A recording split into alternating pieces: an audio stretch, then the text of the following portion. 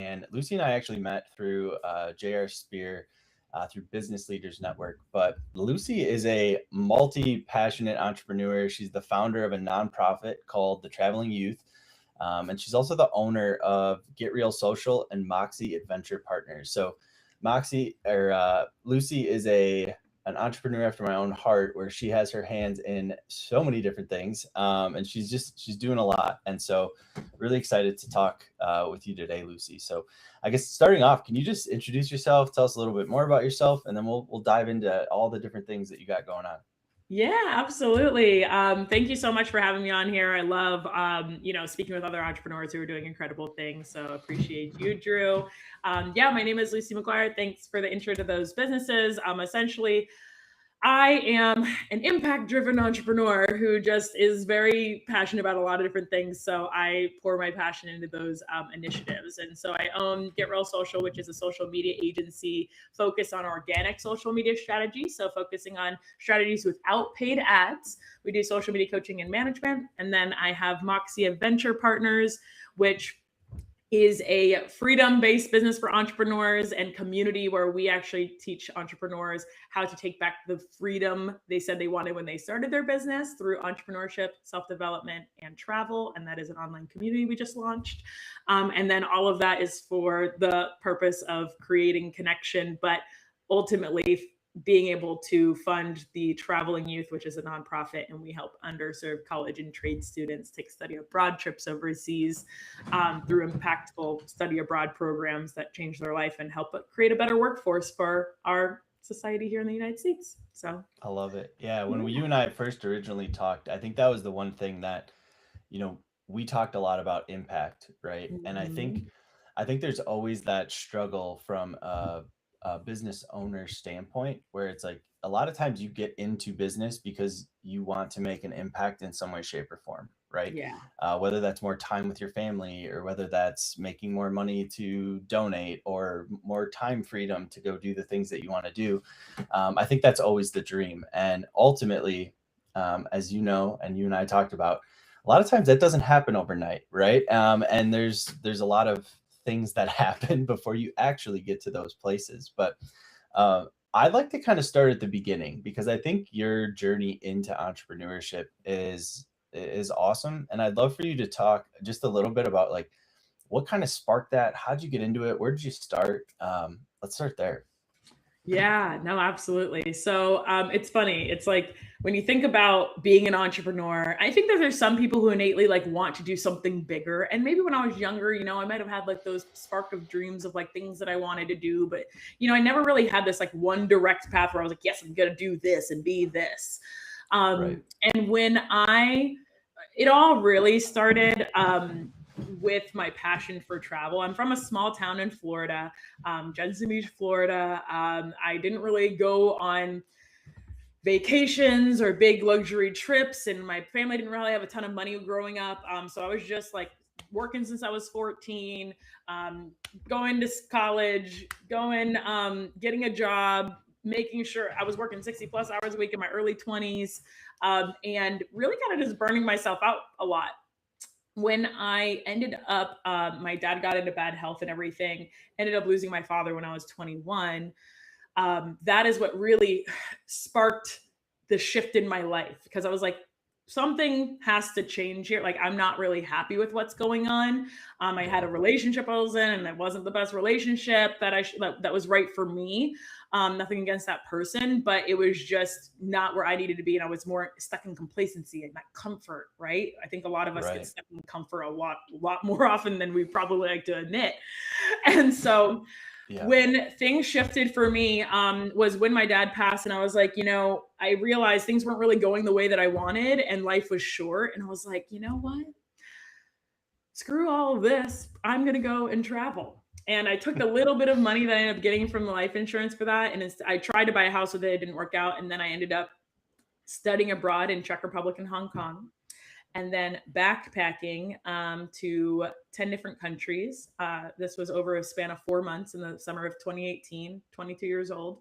And it completely changed my life and my view of the world, my view of myself. I found myself and I didn't know I was lost. And I know that that sounds cliche, but that was like truly the beginning of what Lucie is today, this big traveler. I've been to 35 countries in 29 states, and people are like, whoa, that's crazy. I'm a little, travel addicted, obviously. But it's like I'm like so curious about other people and cultures and learning about other people and having those conversations.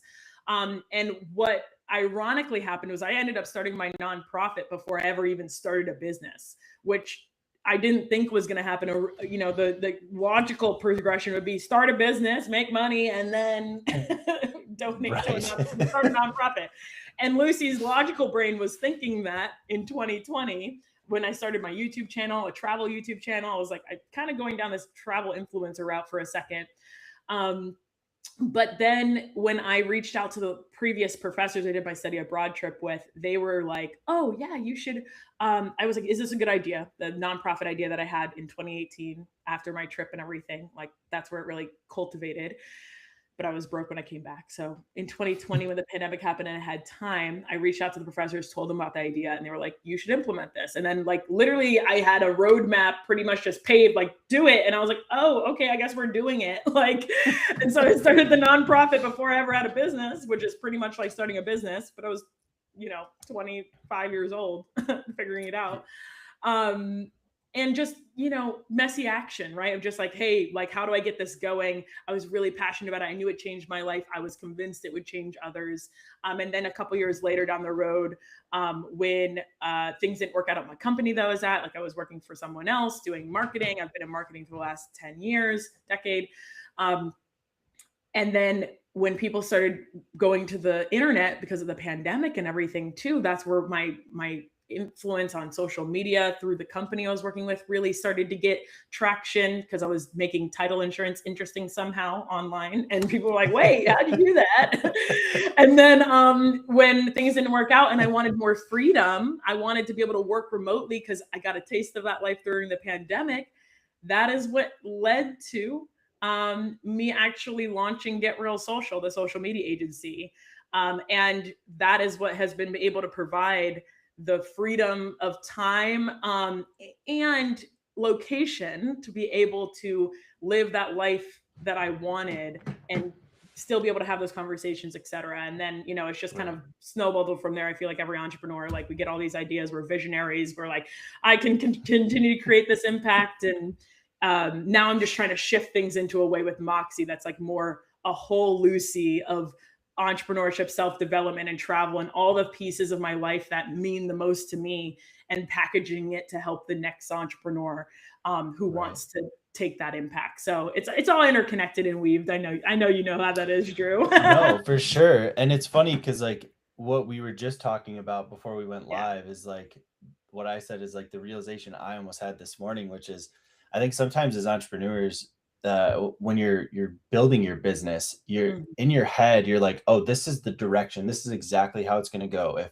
I'm going to try and be as consistent as possible and get up at the same time and do all these things. But what I realized this morning is like the moments of chaos, right? Or where you feel like there's chaos. A lot of times those are the moments that wind up pushing you in the specific direction, right? Yeah. And it's like you have to almost live through those moments of chaos before you can have that time of, I don't know, not complacency, but just like calmness. Right. And I don't know clarity. I don't know how you feel, but like when things are calm, I'm like, okay, something like what's going on here? Like, I gotta like, and it's almost that you stop yourself from creating more chaos for yourself. Cause you like, when you're used to living in that, like, that shouldn't be the way that you grow your business. Right.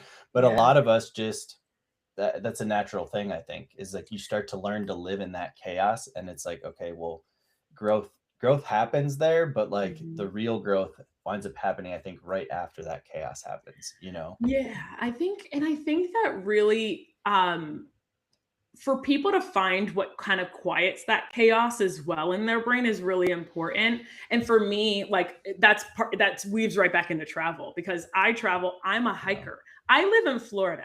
I don't want to die when I go outside.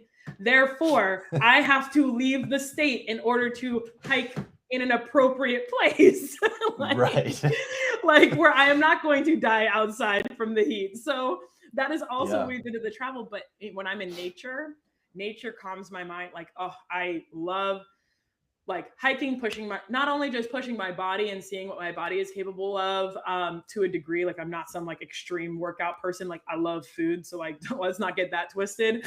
I also travel for food, but we're more alike than you know, right? Like, you I know, like I also, love food, so yeah, that's, I mean, you said it, I'm like, yeah, I get it, like, yeah, I'm like for food sure. is an important piece, but I'm also hiking on the trail, pushing my body, and then when you get to that mountain top and you're like, wow, okay, and you just sit there and you're hearing, I love when there's a river nearby and or you see water or like just nature in its beautiful self. It's like that is where my mind rests, and that's where I'm like, Yeah, okay, like where can I reconceive? Sometimes I get the best ideas when I'm on a hike, and like it's like yeah, I needed, like all of a sudden my brain is cleared and now it's like, oh, like this is the next thing.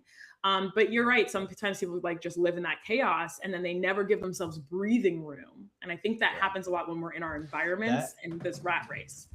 that for me, I think is the most difficult, right? Is because a Mhm. lot of times, and I say this, but it's not like a badge of honor by any means, but I'm somebody that if I'm not doing something or building or creating or like trying to push myself to like that next level, I feel like I'm falling behind. And a lot of times, like, you need those moments, you need the week off, you need the couple days, whatever that is, or the hike. For me, it's like going to the gym, right? Mhm. It's somewhere where I can just put music on, put a hoodie on, go work out, and just really think through the things that are constantly kind of, in my mind, of ideas or things of that nature, how to handle certain situations. But I think you're 100% correct. Like, everybody's different in what they need. um, I'm somebody that can go long periods of time and live in that chaos and not sleep and do all that, but eventually my body is like, okay, hey, like, you need to take a day off and go build something with your hands, or do something that isn't sitting at a computer or doing what we're doing right now, right? But I think that's so imperative for business owners. I think everybody in general, but especially people that own their own business, growing businesses, right? Yeah, no, I completely agree. And I actually think that, I think that's why I'm also such a big proponent of travel too, though, is because sometimes people can't find what that is. And when we talked about comfort, right? Everybody gets in Yeah. that comfort zone. And I realized this actually, and I did a video on it when I was just in Idaho in December for a workshop conference that I was at, learning how to vibe code, micro SaaS, all the things, fun stuff. Ironically, my app being called Chaos Compass, AI journal app, right? Um, Yeah. but it's just funny because we're talking about chaos so much. But Right. when I was in Idaho, I realized, and I made a video about this, but I was walking to the downtown area. I was staying in a little like outside city area, and mind you, as Americans, we don't walk nowhere. We don't walk no. We're driving everywhere. I didn't have a car though, and I love exploring new places. So when I was there, I stayed at an Airbnb. It was about a 35-40 minute walk into the main downtown of Boise, Idaho. If you told me it was a 30-40 minute walk in my own town to get anywhere I needed to go, I would absolutely not do it. And I would get in my car and I would go. But Right. like for some reason, I was like, oh yeah, like night, and the weather was nice. So I was like, oh yeah, like let's do that walk, right? And I'm like taking Right. this walk to get to my I'm going to find breakfast and then to work at the cafe down there in the city. And while I'm walking, I'm realizing this. I'm like, no way would I be doing this in Florida, like where I live. Like, absolutely not. But because I'm in a new environment, I'm willing to do something different. And that actually brought a lot of clarity of me thinking, like, while I'm on this 30-minute walk that's giving me time, just like sometimes scopes of driving, a lot of people get that time in driving when they're thinking, if they're not on their phone doing all the things they shouldn't be doing. Right. But, like that is like sometimes we need to be physically removed from our environment in order to realize what are our patterns, Right. right? And I think sometimes physical removal of the environment helps to be more clear on that. I cannot agree with you more on that. And I'm not going to go, this call is about you, not my, Oh, I love it. last 10 years of my life. But that was one of the things that I really realized, like, especially sometimes when you go through, like I went through some pretty heavy stuff in the last 4 or 5 years. And what I realized is, like, it wasn't the fact that I didn't want to be in my hometown, right? But there was a necessary removal of me for a period of time, because what happened was, is like, when you're in that same environment all the time, you don't really have the ability to, I think about things in a different way, because you're Yeah. constantly being reminded of the patterns or the past, or things of that nature, right? And so I am a huge proponent of that. And so I think everybody's a little different, right? For me, it was just really removing myself from where I was for a period of time to really get some clarity and be able to think about things in a different way. And I'm a big proponent of not moving particularly to, like, not picking up and like selling your house and moving to a different city. But sometimes it takes, I mean, you could, sometimes for me, sometimes it just took like a few days, right? Yeah. Of just being in a different environment around different people, and those sort of things. And so I couldn't agree with you more on that, because you're right. You go to different areas, and you're not going to walk 30 minutes somewhere else, but you're like in a new city and you want to see new things. And you're like, yeah, I'll take a walk. Like, no big deal. Well, it goes perfectly into the point of even why the impact of what we do in the nonprofit, the traveling youth, is so important, because it's this exact situation. We're Yeah. taking these underserved college and trade students, 18 to 25. And I always say that you're not an adult at 18. Like, that's the biggest lie we've ever been told, is that you're an adult at 18. Like, every adult laughs. You're laughing. Every single time I tell an adult that, Yeah. they laugh, because they're like, yeah, when I was 18. Yeah. But yet, we put this pressure and expectation onto them still. Like, I'm like, well, then stop putting so much pressure on them, because they're just trying to figure it out. I know 40, 50-year-olds, 70-year-olds still trying to figure it out. I'm still trying to figure it out. We're all trying to I think I want to stop. I think that's the biggest misnomer in the entire world, right? I agree. Is I like, agree. you're gonna hit a certain age and all of a sudden you're like, oh yeah, I got life figured out. And it's like, no, that's not how it works. And I think when Never. you're growing up, you see people that are older than you, and you're like, oh well, they must have it all figured out. And it's like, you get to that age and you're like, oh man, like, I don't know what the hell Remember I'm thinking doing. Like, 21 was so old? Like, oh yeah, I'm gonna be 21 and I'm gonna have my life figured out. That's the biggest joke I've ever heard. Like, yeah, I thought in my head, I thought 25, and that, that surpassed me a your while ago. So your entire 20s is just figuring out who you are and what you want to invest your time in. That's what I believe in. And yeah, so I see it so much as well with these students that we work with. So this 18 to 25 range is like a very special range, because you're going from childhood where decisions are being made for you. Now you're in the first time in your life being able to make these decisions to a degree, right? You might still be underneath parental guidance to some capacity, right? sure.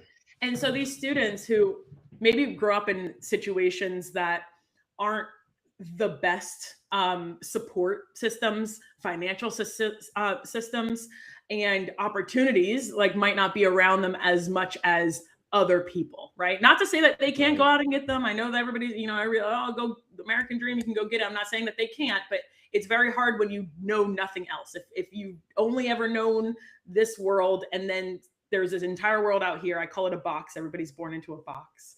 And it only takes one person to come along and open up that box and show you, oh, you can step outside and there's an entire world out here. So for these students, we actually take them overseas for a month-long study abroad program. Okay.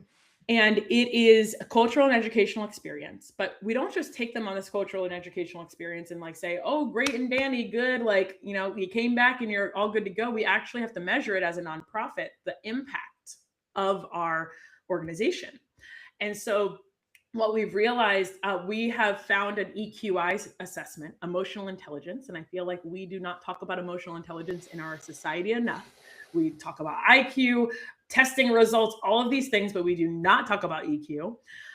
But that is the number one thing that drives every single interaction we live, like, of every person on this planet, is emotion.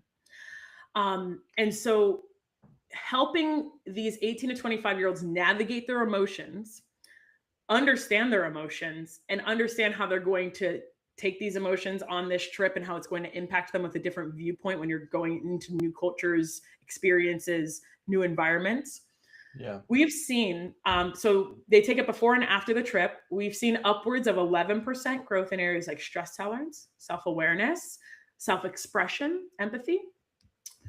It's out of 15 different categories for these students over 2 months.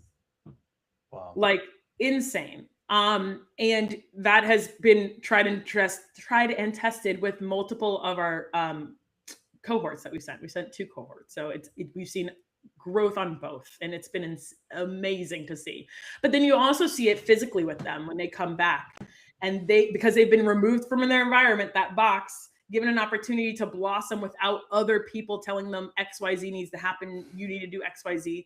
They come back and now they're better equipped for not only society, but the workplace, their lives, their friends, like what they're trying to build, and they have more clarity because they've been removed from their environment. So that's like literally what we're doing at the Traveling Youth. No, I love that. And that was and I know we've kind of talked, I'm glad you kind of dove. That was going to be my next question, is like, tell us more about that, because like I think that that's such an important thing. And I think we're also in a world where, you know, like when I was growing up, it was like, okay, go to school, get a degree, this, that, all that. I haven't used my degree at all.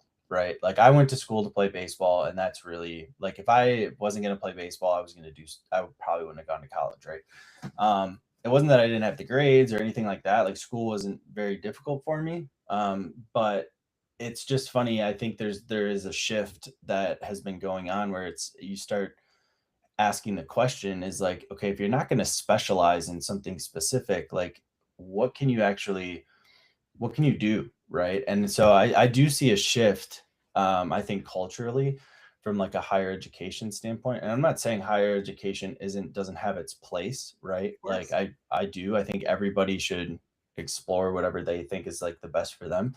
I just know I see that shift. And I think that's like a big thing that I wish I would have had at a younger age, is like the understanding of options. Right. Yeah. Because a lot of times you get very tunnel visioned, or like your parents aren't sure. Like I was the oldest, I was the first person to really go to college. So it was like, okay, well, what do we do here? You know what I mean? Like what's, sometimes your parents don't even know. Right. And they didn't, from a standpoint of like, they didn't get scholarships to play sports or anything like that. And then me and my sisters come along and they're like, okay, this is a new world for us. Yeah. Right. But I think it's so awesome that you're giving like kids or adults, right? Young adults, the young adults, the opportunity to explore those different things, because I think those do wind up changing. You change your environment, you stop listening to everybody that's directly around you, right? Because they're all in that same environment. And so I just think it's awesome that you're doing that. How do people, like if there are kids or parents that have kids that are getting to this age, like how do they get in contact with you? Like how do they explore these options? Like tell us a little bit more about that. Yeah, absolutely. So the travelingyouth.org, and if in case someone likes to spell traveling with 2 L's, it's only 1 L. So that's like the European way of spelling it, is with 2 L's. But the travelingyouth.org, everything's on our website. We have our scholarships open year round. And we have, but we have deadlines. So like after the deadline, it would go for the following year. We are right now at a point where we're trying to get to sending students every single year, but because of funding, because we are 100% volunteer ran, 100% donation driven. So by individual donations or individual businesses that are donating to us, which has been incredible because we just reached over $200,000 after the past 5 years. That we've raised from that, no grants or anything, which is amazing. But we're going to be sending a group of students in 2027. Right now, we are only along the Treasure Coast of Florida, from like West Palm Beach to Vero Beach to Okeechobee, Indian River. But we are looking to expand and be able to go across the state of Florida, eventually nationally. That would be the goal. So anybody who's got connections in that space, like let me know. That's the future goal. But yeah, that's the best way, is going online. So if you are in those areas, if you have a student who is studying and lives in those quad county areas, they can apply, and it's it's a really quick, it's a great application process. There's like a video interview they have to do and everything, but we do second interviews, and yeah, it's really great. Very cool. Yeah, and we'll we put it in the chat, and then I'll also add it to the post and everything, so people Awesome, can thanks. see that. Um, we're kind of getting towards the wrap up point, but I would love for you to talk a little bit more about the society that you just launched. Mhm. Who would be a perfect fit for that? Who you're looking to add to that society? Tell us more about that. Yeah, absolutely. So I started Moxie Adventure Partners a couple years ago, 2 years ago, but it's kind of lived on the back burner because of my other businesses and ventures. But this year is its year to shine, and we just launched our society called the Live with Moxie Society. Before I explain what that is, I do want to explain what the word Moxie means, because there is very much intention behind it, and many people don't know. It's an older word. But someone once told me that I had moxie, and I was like, "What does that mean?" And they were like, "Google it." So I did, and then it said grit, determination, and perseverance, and I was like, "Yeah, that's me," and I want other people to have that. So that is what birthed the name Moxie Adventure Partners. And the Live with Moxie Society is an online community. I really call it a movement, because that's what it is. I'm on a mission to inspire 1 million Americans to travel internationally. And, who knows, when I inspire those 1 million Americans, maybe we'll all throw a party internationally. And, and whoever wants to come from the list can come. But, like, I love feed into it. the message here. But the society is only $1 a month to be a part of. And then you'll be added to that list of 1 million people. And it is for entrepreneurs who want to take back the freedom that they said they wanted when they started their business. If they've gotten stuck, if you've gotten into comfort, if you are feeling like there's clogs in the machine that you're trying to run with an entrepreneur, I want to use the skills that I have, and leveraging the community of incredible entrepreneurs who are joining, who have an amazing skill set, like their own amazing skill sets, like you, Drew, and everything, right? To be able to provide this community of people who care about self-development, because I feel like most entrepreneurs are self-development junkies at heart. When it gets down to it, travel, how we can implement that into our lives and what we want. And then entrepreneurship, and how we can be better entrepreneurs, be better leaders in our society, and just how all three of those intersect. That is the target audience of who I want in that community. And the fun, even best part of it is 25% of everything that we make at Moxie Adventure Partners and in the society does directly go back to the traveling youth. I love it. Yeah. I love the fact, Lucy, that you've taken all of these different passions, right? And Mhm.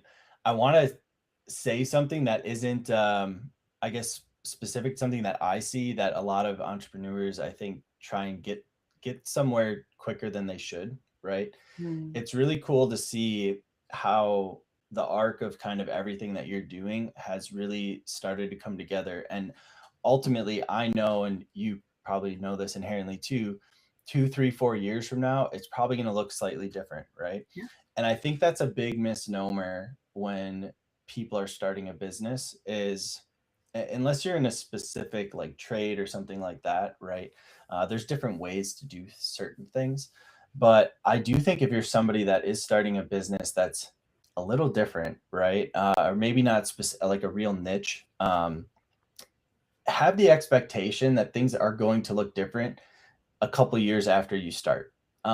Because a lot of times, a lot of the stuff that I'm currently doing right now with DB Impact, the core of what I'm doing has always stayed the same, which is working with business owners, helping them grow, helping them, Mm-hmm. get systems in place. But over time, we've added certain things where it's like, oh, the market needs this, or like I'm noticing that, and you start to add those things, and eventually over time, it starts to, I would say, come together a little bit more.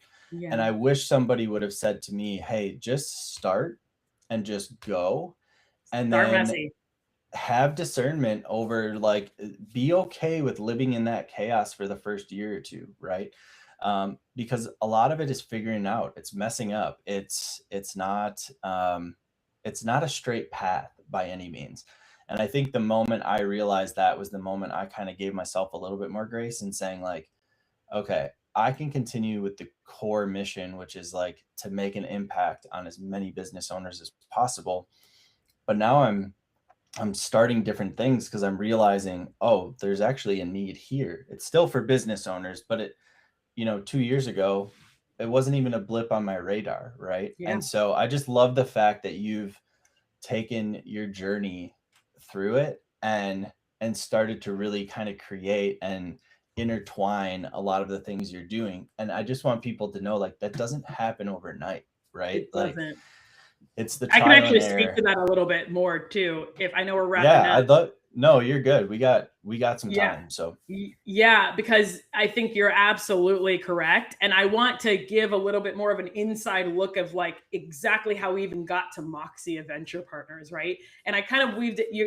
I love that you see the arch, right? I tell that to people all the time, and I'm about to speak to a group of students on Monday at the local college about this, like messiness or whatever. You never know what's going to connect your next path. I went from working at a pizza shop, being in marketing for that pizza shop, to title insurance, to owning a social media agency, to now owning a travel community and nonprofit, like in a nonprofit in that space, right? So it's like it doesn't really, like if you go pizza, title insurance, nonprofit, like social media, like it's messy. But also to give an even deeper look to that too, when I mentioned it earlier that I went down this travel influencer phase, right? I'm going to make money with travel first before I start the nonprofit. Well, the nonprofit started first because it's its own divinity that needed to happen. But I started a YouTube channel called The Traveling Lucie. And I still have that page, and I still am connected with people. Like when I'm traveling, that's what the page I connect with people on. But originally I thought I was going to make money in the travel space as a travel influencer. Then I shifted, went into the title insurance marketing, all of that, and then went into the social media side of things and realized, like, yes, I love marketing and I love social media. I love being able to help entrepreneurs. In that case, it's given me the freedom. I'm so grateful for that's my first true business.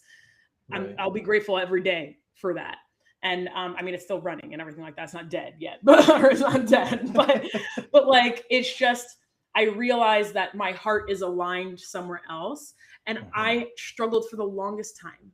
I was like, how do I make money? People are like, oh, are you a travel agent? Absolutely not. No, I am not a travel advisor. I don't want to be a travel advisor. That's the first thing people assume when they hear travel. They say travel advisor. No, I'm not planning your trips. No, I'm not like going to be booking you flight. No, I don't want that. At first, when I started Moxie Adventure Partners, I told you where the name came from. At first, I was like, I love budget travel. I'm a budget traveler. I go and stay at hostels around the world for as little as $8 a night. And it's amazing. And that's how I'm able to travel so much. And I loved teaching other people about that. But at first, when I launched Moxie, I thought I was going to teach people about budget travel. And I was like, oh, okay, I'm going to like teach, like, anybody who wants to learn how to budget travel, that you can do it. And that's still part of the message to a degree. Like, I'm going to be talking about that in my community. Sure. But what I realized, and then I was like, I'm going to do group trips. And I did a group trip to Germany with like just like random people. Like it wasn't entrepreneurs.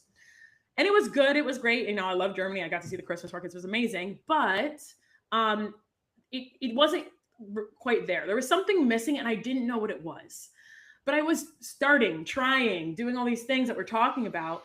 And then I realized I love being an entrepreneur. I love talking to other entrepreneurs. I realized that people actually look at me and they say all the time, I wish I could be you. I wish I could travel the world. I wish I could do all these things. I'm like, I'm not special. You could do it too. And these are other entrepreneurs who own businesses. And I'm like, you literally you own your business?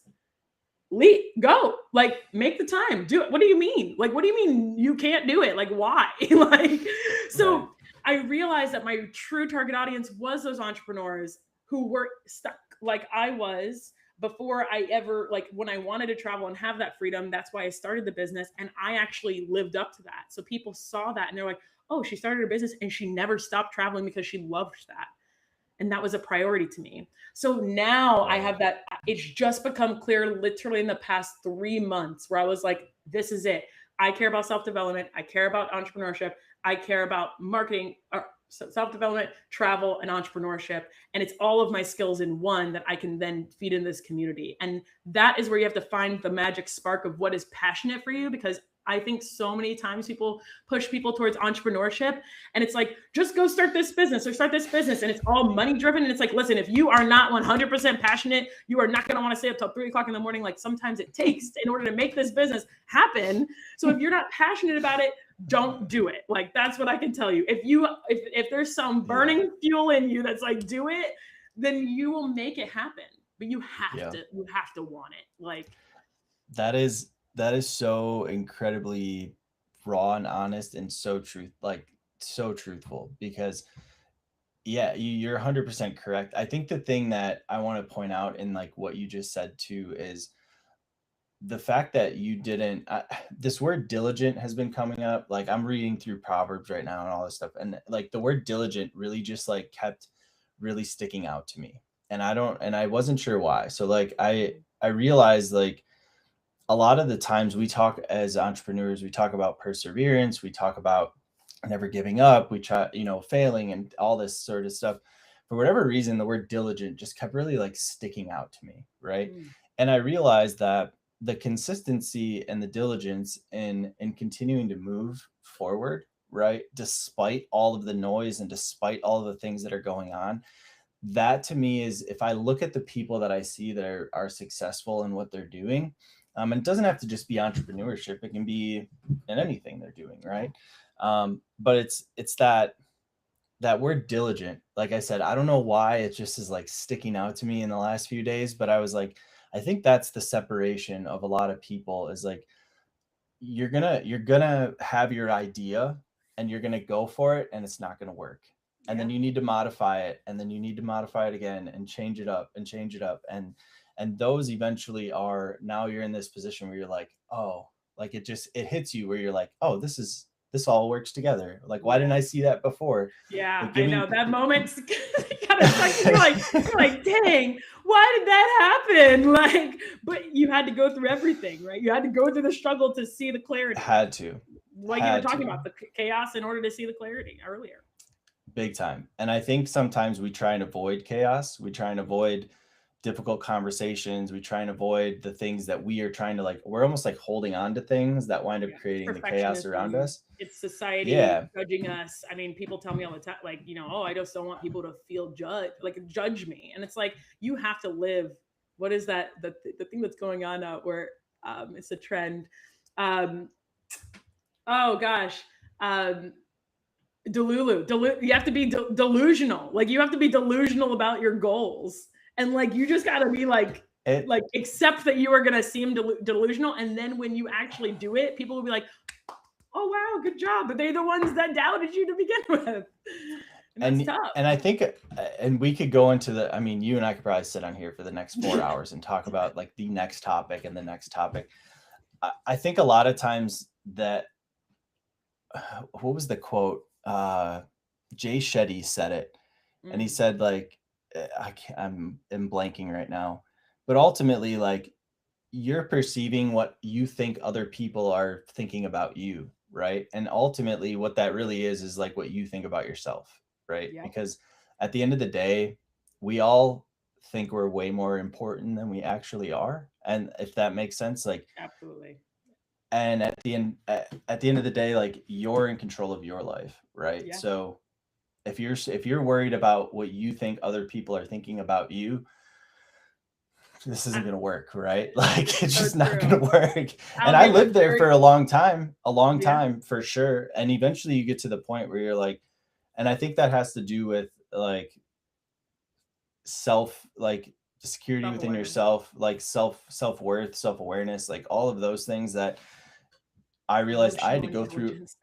I had to go through a lot of things to get to the point where it's like, I don't say that I don't care what other people think about me, because that's not true, right? Like, and people that say that, I don't know if I always like believe that, because you do ultimately, right? You care like how you make other people feel, like the impact you're making on their lives, like all of those things. But I think you should care about it, but you shouldn't let it affect your life. And if you're confident with where you're going, um, not that it shouldn't matter, but it shouldn't affect your decisions if you are living in alignment with where you're supposed to be going, I guess is where I'm trying to Absolutely. go with that whole word No. babble that I just said. So No, I completely agree. I think that it just takes diligence. it is. And like I said, I don't know why that word in the last like 3 days for me has just been like on my brain, like nonstop, is like why it feels different than all the other words that I've ever used. And I'm like, I think that's the key, is like the diligence of what you're doing. So, Yeah. um, Lucie, we're, like I said, we're farther along here time wise than usually anybody else. I figured this is how it was going to go, which is awesome. But I just want to say I appreciate you, one, taking the time, and two, just everything that you're continuing to do. I'm excited to see how you and I can continue to work together, Yeah, me as too. we keep moving forward with our businesses. So Thank you, Drew. Thank you for having me. And thank you for the incredible conversation. I mean, I think conversation is the one thing that our world needs more of. And you never know how you can connect with people until you have that conversation. So thank you for having these conversations with not just me, but other entrepreneurs all over, and opening that up for other people to talk about too. So thanks, Drew. I appreciate you and you bet. everything you're doing. Awesome. Have a good one. You too.